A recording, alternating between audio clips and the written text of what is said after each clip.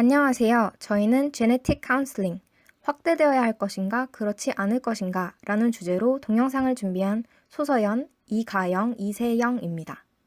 한 남자와 한 여자가 살고 있었습니다. 그들은 사랑하게 되었고 행복한 결혼 생활을 꿈꾸게 되었습니다. 하지만 결혼을 준비하던 이들에게 한 가지 시련이 닥치게 되는데요. 그것은 그들의 가족력에 의해 그들이 보인자일지도 모른다는 데에 생각이 미치게 된 것입니다. 따라서 이들은 본인의 유전자를 확인하는 제네틱 테스트를 진행하기로 하는데요. 이 과정에서 그들은 갈등을 맞이하게 됩니다. 그들이 해결해야 할 문제는 어떤 것이었을까요? 저는 제네틱 테스트를 받을 때 전문가의 카운셀링이 필요하다고 생각합니다. 저와 남자친구는 앞으로의 가족 계획을 세우는데 보다 나은 정보를 갖고 시작하기 위해 제네틱 테스트를 하는 것입니다. 하지만 저희는 제네틱 테스트에 대한 전문적 지식이 없고 저는 이 부분이 매우 염려됩니다. 전문적 지식의 부재가 제네틱 테스트 결과 해석의 오류로 이어지는 끔찍한 일이 생기는 것은 상상도 하고 싶지 않습니다. 제 남자친구는 이 논문 결과를 보여주면서 카운셀링 없이 진행한 제네틱 테스트의 고객의 약 80%가 정확한 결과를 도출한다고 말하며 결과 해석에 문제가 없다고 하였습니다. 그러나 이 논문에서도 알 수 있듯이 제네틱 테스트를 진행한 고객의 80%가 대졸자이며 높은 사회 경제적 지위를 갖고 있다는 점을 과연 저희는 간과할 수 있을까요? 실제로 학력이 낮을수록 나이가 평균에서 많이 떨어져 있을수록 결과 해석의 정확도는 많이 낮아졌습니다. 또한 대부분의 질병은 멀티팩터합니다. 실제로 브레스트 캔서에 대한 위험도를 확인할 때 사용되는 쥐는 BRCA1과 BRCA2로 알려져 있습니다. 그러나 BRCA1과 BRCA2의 뮤테이션으로 인해 발병되는 브레스트 캔서는 전체의 5에서 10%에 해당합니다. 브레스트 캔서에 영향을 주는 다른 쥐들에 대해 전문적 지식이 없는 일반적 고객으로서는 제네틱 테스트의 결과에서 브라카 진의 네거티브 결과가 나왔다는 것만을 보고 브레스트 캔서에 대한 걱정을 접을 것입니다. 또한 만약 브라카 진의 포지티브 결과가 나왔다고 하더라도 실제로 발병될 확률이 매우 낮을 수 있습니다. 이 논문에 따르면 약 40%에 해당하는 제네틱 테스트의 결과가 false positive, 즉 포지티브로 나왔지만 실제로는 네거티브인 결과라고 합니다. 그러나 이에 대해 전문적 지식이 없는 고객은 자신의 결과를 제대로 해석하지 못해 상당한 불안감에 사로잡힐 수 있겠죠. 따라서 저는 제네틱 테스트 결과 해석과 동시에 이후 구체적 방향을 제시해주는 제네틱 카운셀링이 필수라고 생각합니다. 저와 남자친구의 경우와 비슷한 사례가 카운셀링을 통해 진행된 것을 예시로 보여드리겠습니다. 미국의 한 부부에게는 7살짜리 딸과 3살짜리 아들이 있었습니다. 부부는 그들의 가족력을 참고해 아들의 Dystrophin Muscular Dystrophy를 진단받고자 했습니다. 카운슬러는 DMD가 디스트로핀 진의 뮤테이션이 일어날 때 발병한다는 것과 이 진이 X 크로모점상에 위치하여 리세시브로 발병한다는 기본 정보부터 설명하였습니다. 또한 이 병이 발병하는데 부모가 잘못한 것은 없다는 심리적 요소도 고려하며 상담을 해줍니다. 부부는 기본적인 지식을 얻는 것부터 어떠한 경우에 아들에게 DMD가 발병할지를 알 수 있게 됩니다. 부부는 앞으로의 자녀 계획에 있어 새로운 아이를 낳게 될 경우에 대해서도 상담을 받습니다. 새로운 자녀가 DMD가 없도록 하는 방향성을 카운슬러는 IVF, 즉 시험관 아기를 통한 방법이나 딸일 확률을 높일 수 있도록 하는 다른 메디컬 테크놀로지에 대해 제시해 줍니다. 이처럼 제네틱 카운셀링은 수많은 장점이 있고 보다 더 나은 결과를 제시합니다. 저는 제네틱 카운셀링이 필요 없다고 생각합니다.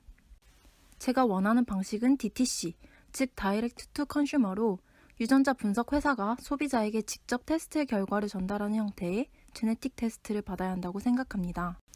이 기사에 따르면 미국인 8만 명당 카운셀러가 1명이며 카운셀링을 받으려면 가장 빠르게 예약할 수 있는 때가 5개월 후라고 합니다. OECD Health Statistics 2017에 따르면 미국인 1000명당 의사 2.6명인데 이에 비해 아주 적은 수라고 할 수 있죠.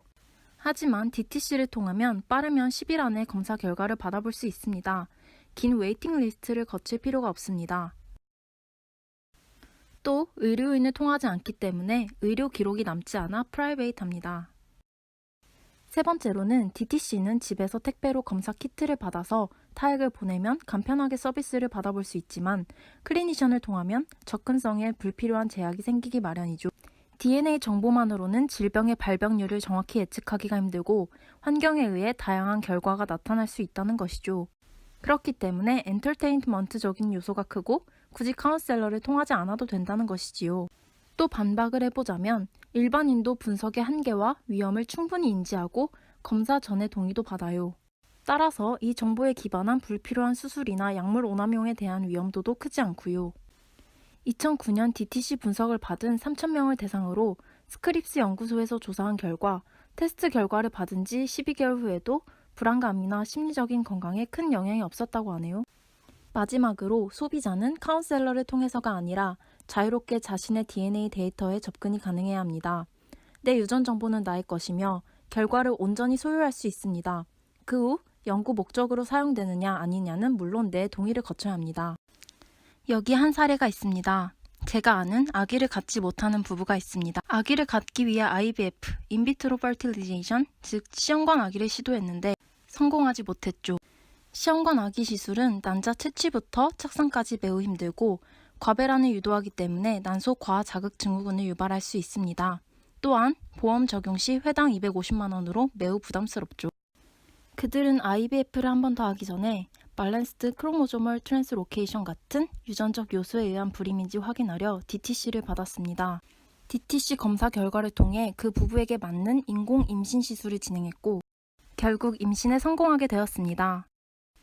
이 사례에서 볼 수 있듯이 DTC를 시행해 불필요한 시험관 아기 시술 비용을 줄이고 불임의 원인을 확인해 적절한 방법의 보조 생식수를 사용할 수 있습니다. 이렇듯 제네틱 테스팅을 진행할 때 카운슬링의 필요성에 대한 사람들의 의견은 다른데요. 그렇다면 현재 우리나라의 제네틱 테스팅과 카운슬링 관련 현황은 어떨까요? 그리고 앞으로 어떤 식으로 제네틱 테스팅을 규제해야 할까요? 현재 우리나라는 세계 시장에 비해 카운슬링을 포함하지 않는 제네틱 테스트, DTC의 규제가 강력한 편입니다. 검사가 가능한 유전자만을 허용해주는 포지티브 방식을 진행하고 있으며 이러한 유전자는 12개에 그칩니다. 이 유전자 또한 모두 웰니스, 피부 미용들과 관련한 것으로 해외 시장에 비해 사업의 범위가 작고 확장도 제한적입니다. 이로 인해 DTC 규제 완화에 대한 목소리가 높지만 국내의 섣부른 DTC 확대에는 여러 우려가 따르는 것이 사실입니다. 먼저 가장 큰 문제는 검사 결과의 불확실성입니다. 제네틱 테스팅 자체가 현재 수준으로는 100% 릴라이블하지 않다는 점, 현 리딩 DTC 산업인 미국의 연구가 아시아인을 대상으로 확립되어 있지 않다는 점이 이에 영향을 미칩니다. 이로 인해 DTC의 확대는 사용자의 불필요한 불안감이나 잘못된 안정감을 제공할 수 있습니다. 두 번째로 우리나라 DTC 사업은 23andMe가 FDA 승인을 받기 위해 제공했던 다양한 사용자 중심의 결과 검사 이해도 측정과 검사 이후 이미 처방약 복용 중지 등의 행동이 일어나지 않는다는 행동의 안정성 분석 데이터가 불충분합니다. 하지만 카운슬링이 없는 제네틱 테스트, DTC의 시장은 커지고 있고 발전하고 있습니다. 전 세계 DTC 시장 규모는 매년 25%가량 증가하여 2022년에는 4천억 원 이상이 될 것으로 전망됩니다. 이와 관련한 다양한 사업도 이미 진행되고 있으며 우리나라에서도 이에 발맞춰 DTC 시장의 확장을 지지하는 것은 필요할 것으로 생각됩니다. 저희는 제네틱 카운슬링의 장단점을 고려하여 현 우리나라 DTC 시장의 제네틱 테스트 카운슬링 포함 여부를 조건적으로 진행하는 것을 제안합니다. 모든 제네틱 테스팅이 카운슬링을 포함할 필요는 없지만 DTC의 시행을 다음과 같은 범위에서 허용하도록 제안합니다. 먼저 FDA의 승인을 얻은 23andMe 케이스처럼 진과 Disease Relevance 입증 연구 결과를 바탕으로 정확한 검사 결과의 전달률, 사용자들의 위험 행동률 안정성 검증이 이루어진 경우에 DTC 사업이 가능하기를 원합니다. 이는 DTC 서비스의 정확도와 안정성을 모두 높일 것으로 생각합니다. 두 번째로, 이와 관련하여 DTC 사업을 신고제가 아닌 등록제로 전환하여 자격 요건을 강화할 것을 제시합니다. 현재 우리나라의 DTC 회사들은 DTC에 필요한 설비 등을 갖춘 뒤 업체로 신고하면 되는 식이지만 등록제로 전환할 경우 정부가 요구하는 인증을 마쳐야만 업체로 활동이 가능하게 됩니다. 질병 예측의 기능을 하는 산업인 만큼 DTC 업계가 서비스를 제공하기 위한 탄탄한 근거를 요구하기 위해 이와 같은 변화를 제안하는 바입니다. 덧붙여 카운슬러는 어떤 상황에서든 희망자에게 제공될 수 있었으면 좋겠으며 위의 조건이 충분히 충족되지 않은 항목에 대해서는 DTC가 아닌 카운슬러와 함께하는 제네틱 테스팅이 진행되기를 원합니다. 세계적으로 빠르게 성장하고 있는 DTC 산업. 국내에서도 의료, 과학계와의 협력을 통한 정확한 검사 결과 및 전달에 힘입어 장기적으로 확대되기를 기대합니다. 감사합니다.